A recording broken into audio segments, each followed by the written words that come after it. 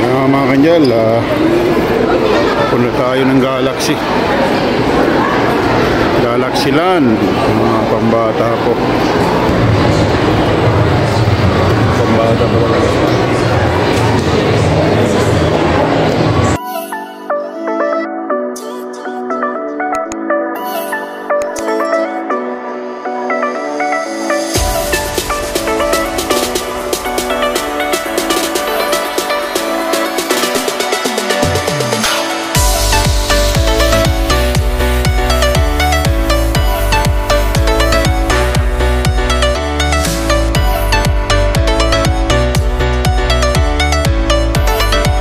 Next day. May mga rides mga ka-angel. Yan. Yung mga pambata. Ferrisville. Mga ka-angel, yung mga rides mga ka-angel. Yan. May pambata. May train din dito.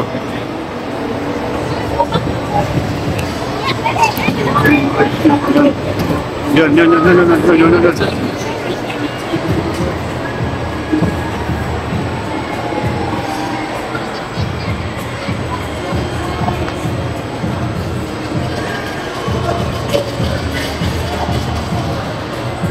Saya po dito mga kanyal. Ito yung largest indoor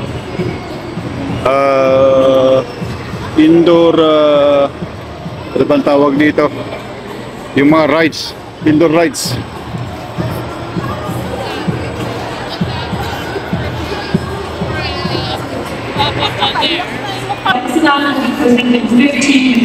Oh mga kanyal, mag-cross na sila mga kanyal. Oh, natin naabutan kasi Sunday ngayon. Sa Canada po kasi pagka-weekend ay maaga mag-close ang mga establishment. And will not be reopened. Please refrain from putting any more coins in the coin-operated games and machinery as they are being turned off and will no longer function. Please remember to remove. Yung mga rides mga angel. May mga ganyan-ganyan pa sila. Maraming mga iba't ibang klaseng ano. Ito, ang laki ito mga angel, no?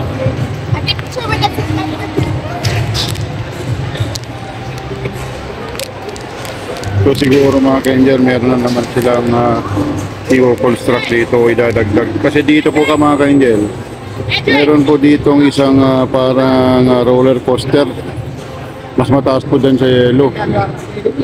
Ewan ko po kung anong nangyari, baka may nadisgrasya kaya tinanggal po. Mataas po yan hanggang doon, tinanggal na. Yan yung mga sinyalis na tinanggal na po yung mga poste niya. So meron po yan, kulay red po yung kulay niya. Tabayanan natin kung ano yung ipapalit nila dito.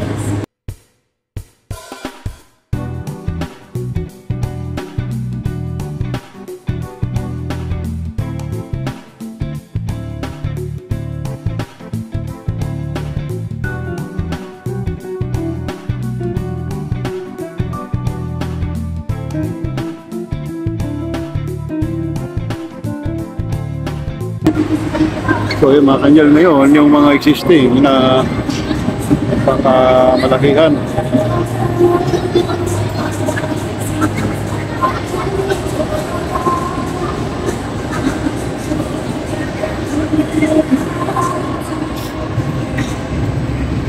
Maraming activity mga kanyal dito sa West Edmonton Mall.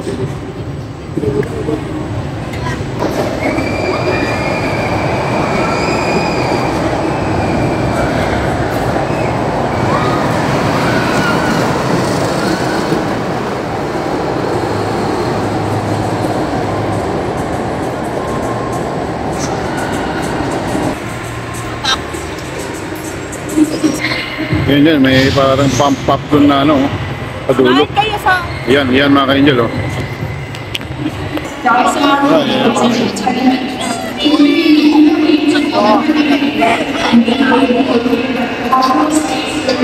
O yan mga ka-angel, oh.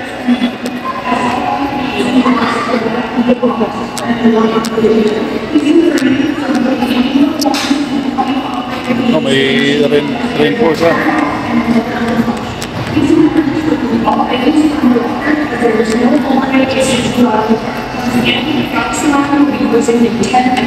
Maganda mga ka-angel, pagka ano Ayan, may mga video-video din sila. Mga stop toys.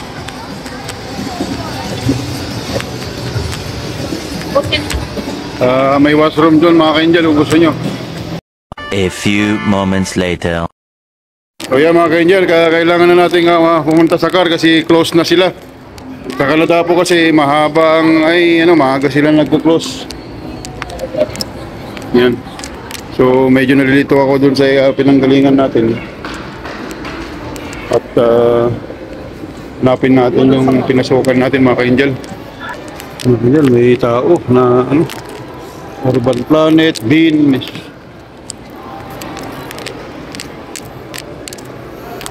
Michael Hill. Ayan, yan mga drop. So, napin natin yung yun mga kapangansel, nakasell yung Urban Planet.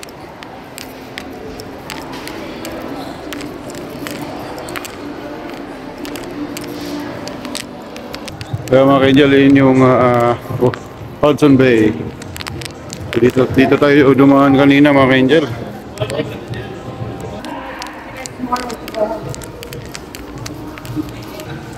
Yun po yung tindahan ng Toyota.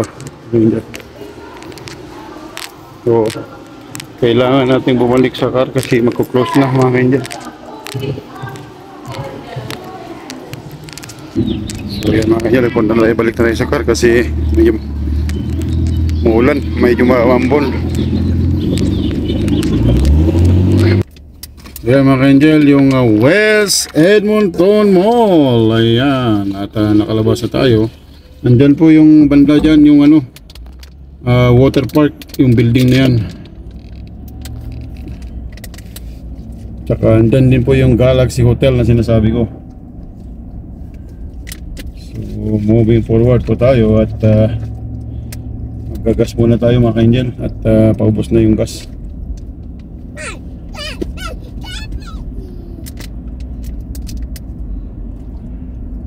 Ayan.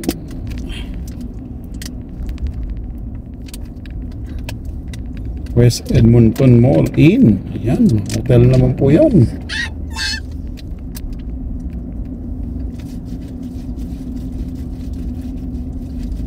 Mag-turn right po tayo dito mga ka-angel.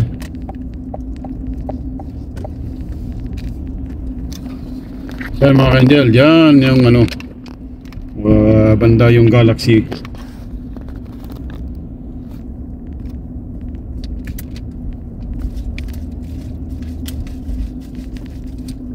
Turn right po tayo dito.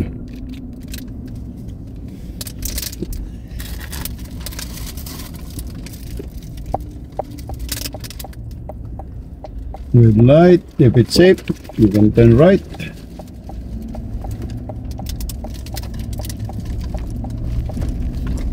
Tuloy-tuloy lang po tayo. Angel, mag-turn right tayo dito. Approaching po tayo sa downtown na. Ipakita ko sa inyo yung Rogers Place at saka yung Stantec Tower.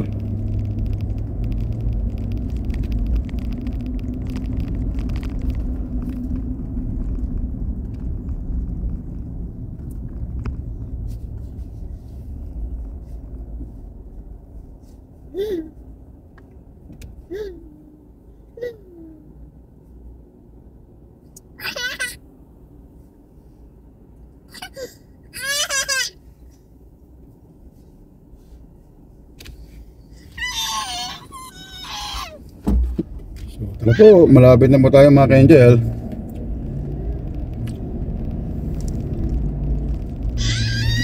Mag-telep po tayo doon banda sa susunod mga ka-angel.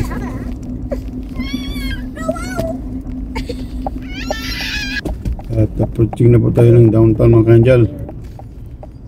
Lapit tayo doon sa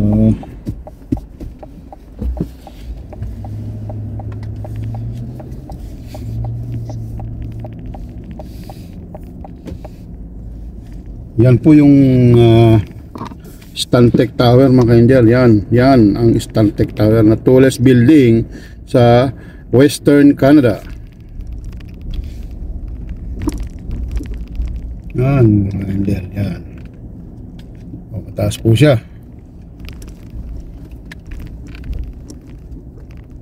May construction po dito mga angel kasi dinedevelop na naman nila dito na Central Business District.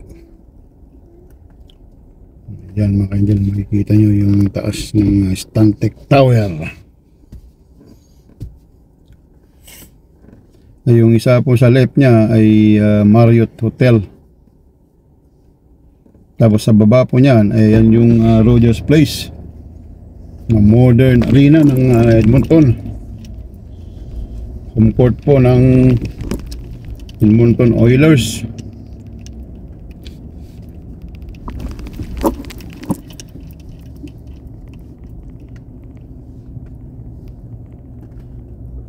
At subukan po natin mag-left doon mga ka-angel.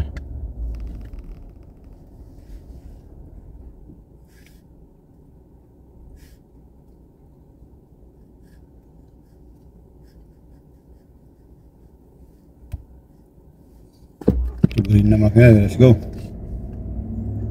Ayan mga kanya, ulitin ko po, ayan ang Stantec Tower, tallest building in Western Canada.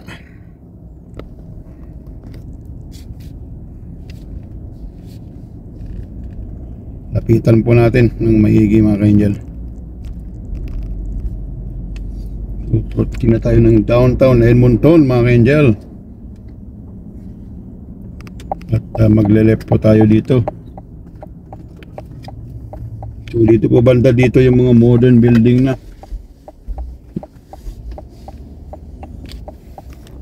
Ayan. Ayan na po yung Rogers Place mga ka-angel.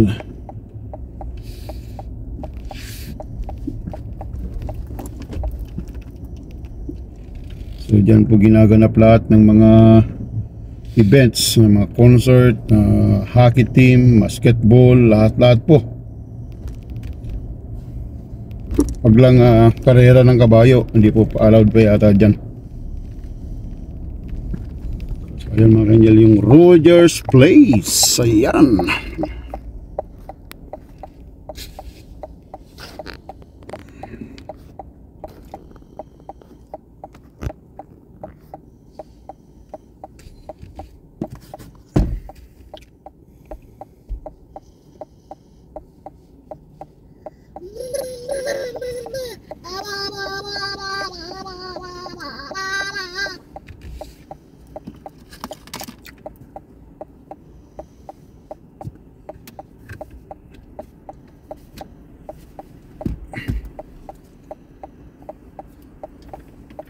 So dito mga ka-angel, tinatawag din nilang Ice District ay dahil po siguro since nandito yung Rogers Place na home court ng Edmonton Oilers, hockey, ice po yan, kaya tinawag nilang Ice District. Mga dito yung modern na mga buildings.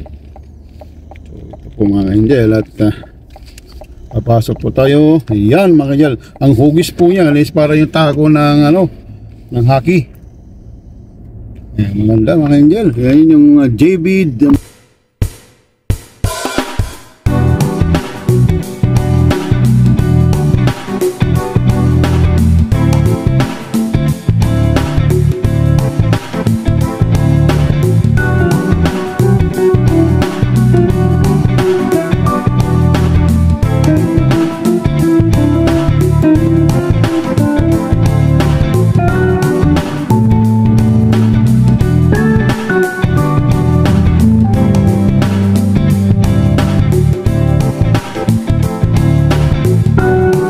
Na sinabi ko noon na tulas, so yan, mali po ako doon. Yan mga ka-angel, yan.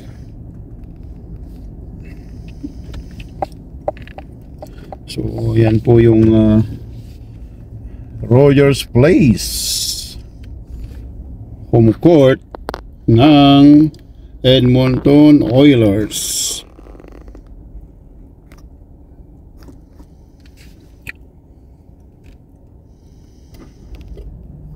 Malaki po siya at may casino rin po. Nag-casino rin po siya mga ka-angel. Yan. So pansin nyo po talagang paspasan ng mga pagde-develop ng mga buildings dito.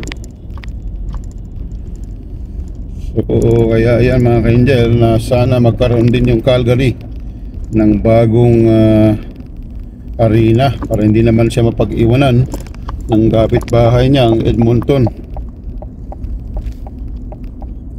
Yan mga ka-angel, at kailangan natin bumalik sa hotel na dahil sarado na po yung mga establishment kasi Sunday. Usually maaga sila nagko-close. Oh, Main Street. Oh, Main Street mga ka-angel.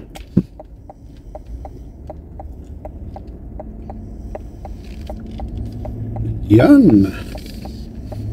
So pagka doon sa dulo po, yan na po yung Old Central Business District.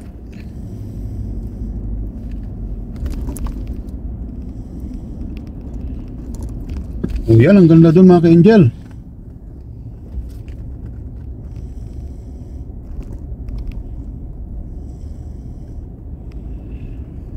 Subukan natin pumunta doon mga ka-angel kasi parang may attraction doon.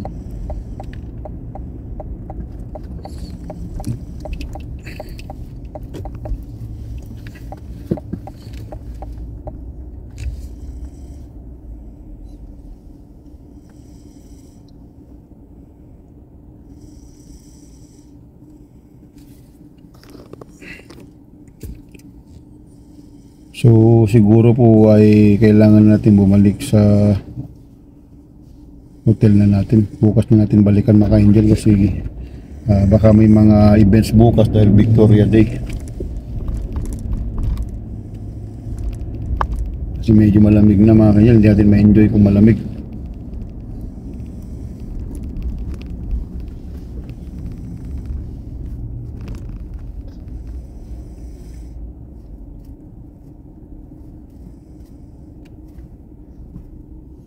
Yan ang Westin Hotel. Yan, yan. Westin Hotel mga ka-angel. Yan.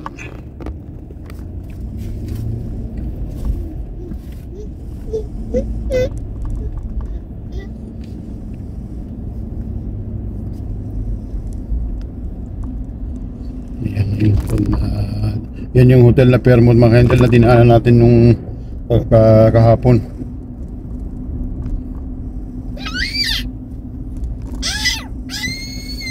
Ito ng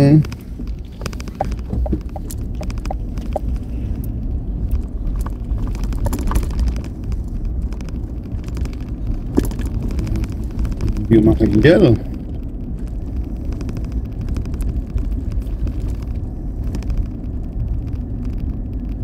Wala po tayo.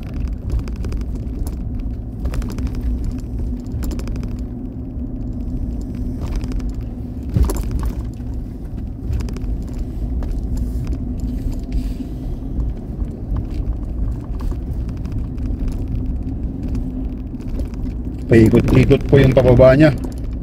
Hindi nyo kabisado malilito, makakalito din mga ka-angel. Yan. Ganda pala ng view dito sa baba mga ka-angel. So ito yung papunta ng Motard Conservatory. Daan tayo dito sa Old Bridge na naman na nadinan natin kahapon.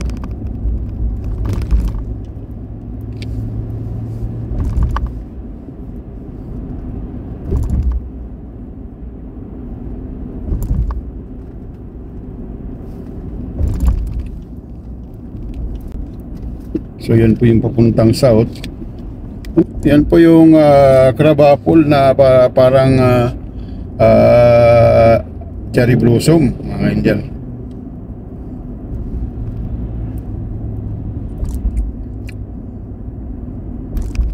So nakatabi na tayo ng river at ito dire-diretso na to sa hotel.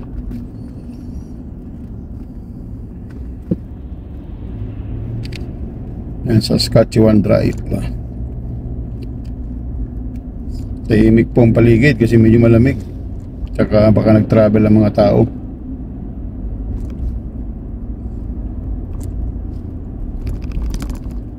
$50 kilometers an hour ang speed limit dito.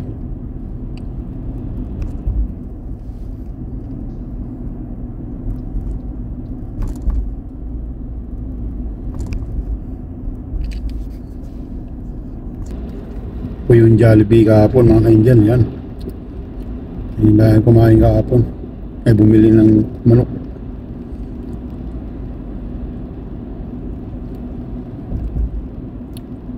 So naabutan tayo ng red light mga ka-angel. Nag-yellow na kanina pero hindi ko na siya binit kasi Walang CW. may ticket din yung ganun, yung beating the yellow light. Kasi marami rin nakita ko mga pulis ngayon na nagurunda. Mas maganda na yung na-save tayo para hindi tayo magbayad. So ayan mga ka-angel yung sign, kita nyo, Edmonton International Airport. Yan, yan. Ito po yung way na mapunta doon at ito na rin po yung way na pauwi ng Calgary. Yan mga ka-angel, ito yung Calgary Trail. Parang McLeod Trail kumbaga sa Calgary to.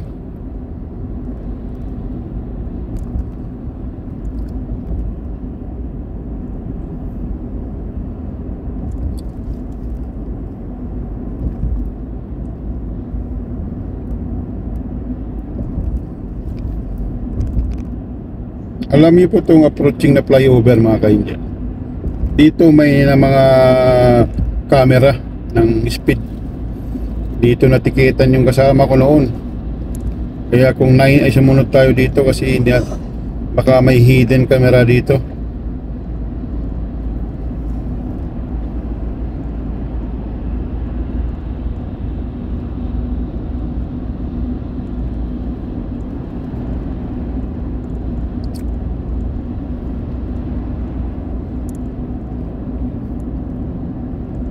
So ang temperature sa Edmonton mga ka-angel ay 9 degrees. 8 to 9 degrees. Malamig po yan kung lalo pag may hangin. Kung may expose ka kasi sa labas malamig pa rin siya. Lalo pagka wala ng araw. So, dyan po sa left mga ka-angel, ayan yung sinasabi kong South Common na kumbaga strip mall.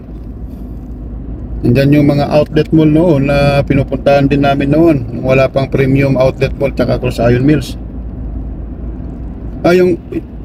Yung ibig sabihin yung premium outlet mall. Yung IKEA, dyan, yung mga lakay ng IKEA.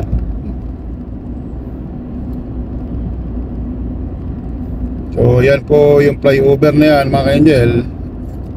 Yan po yung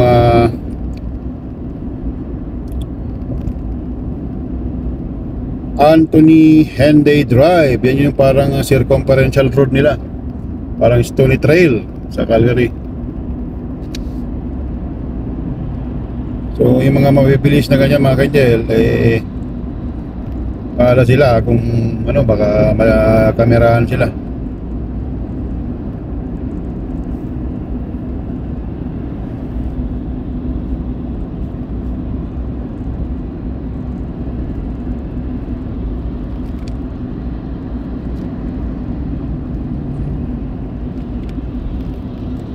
Unique po yung design ng mga bridge nila dito.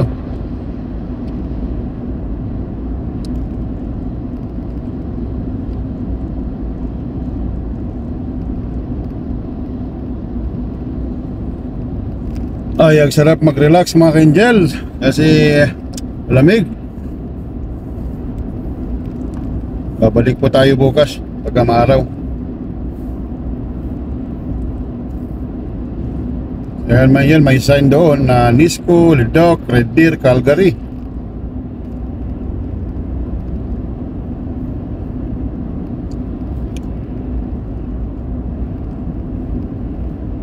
So 5 lanes po yung freeway nila.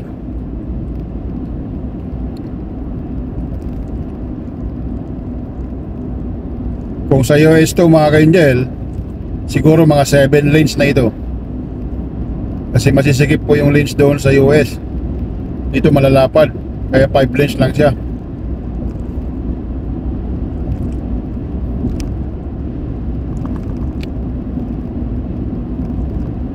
So from 90 km an hour, approaching na tayo ng 110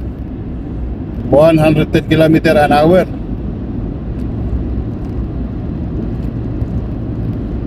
Kasi palabas na siya ng city. Saka papunta na rin siya ng airport. So ayan mga guys, 5 lanes. Saka ang lapad po yung Center Island mga ka-angel, oh, na malayo yung kabilang direksyon. Parang isang community yung lapad niya. Oh, kita nyo mga ka-angel, layo. Layo yung kabila.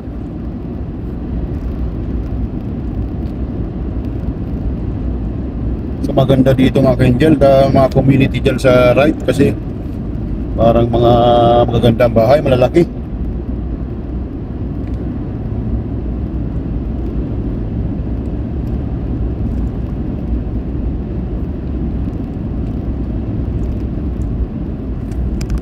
Ito nga dahil nag-emergency siya, siguro may problema.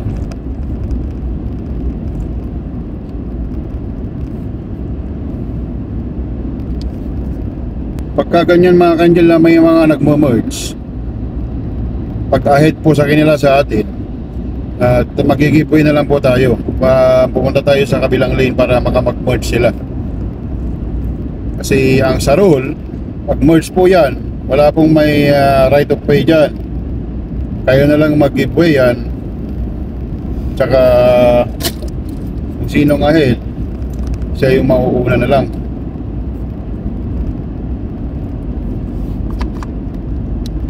Yung mga ganyan ka-angel na parang may naka-stop na car dyan sa gilid, maging aware tayo dyan.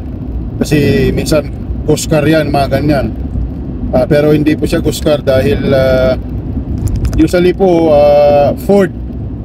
Ford po ang brand ng car, ang police car. So as a reminder lang po, pag may mga ganon, may naka-stop siya, naka-park sa gilid, aware po tayo dyan kasi maaaring police po yun at nagbabaril o nag-i-scan ng mga speed. At yan mga ka-angel, at naka-exit na tayo at nabalik na po tayo ng hotel.